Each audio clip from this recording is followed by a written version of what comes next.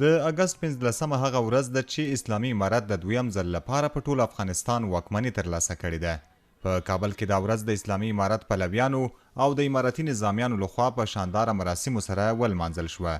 د دې ورځې په تړاو په کابل پوهنتون کې هم یوه ستره غونډه جوړه شوې وه چې د اسلامي امارت د لوړپوړو چارواکو په شمول پکې د پوهنتون استادانو او یو شمېر محصلینو هم ګډون کړی وو. د اسلامي امارت چارواکي وایي دا هغه ورځ ده چې غربي نړۍ په افغانستان کې ماتې خوړلې او په ټیټو سترګو بیرته تللي دي. په نړۍ کې چې کوم زور و هغه زور سره راغلی و، د دې زور نه پورته نړۍ زور نه لري. خدا د پروردګار یو خاص رحم و چې د دې ډېر یو مظلوم ولس په لاس باندې ټوله مغروره نړۍ خاور سره خاورې شوه او بیرته ټیټ سترګې خپلو وطنونو ته لاړه. د کابل ښار ټولو واټونو او څلورلارو ته هم د اسلامي امارت ګڼ شمېر پلویان او نظامیان راوتلي وو.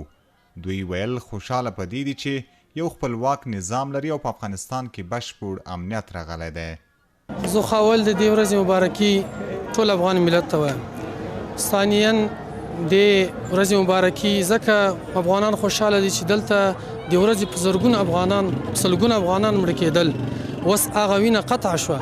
امریکایان ووتل او اوس الحمدلله یو استقلال یو مستقل نظام ده، نه د چا د تسلط لاندې یو او نه مثال د چا د امر تابع هم نه یو چې چا امر ومنو. دلته د حاکم نظام چې ده یو مستقل نظام ده.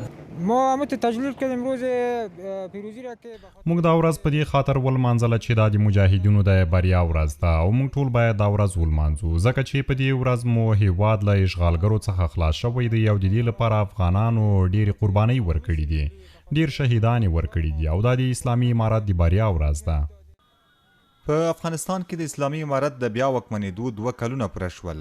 دا چې ټول افغانان په تیرو 2 کلونو کې د امنیت پر راتلو خوښي څرګندوي، خو بل لور ته بیا د نجونو د ښوونځیو پر بندیز او له روان بد اقتصادي حالت څخه شکایتونه کوي.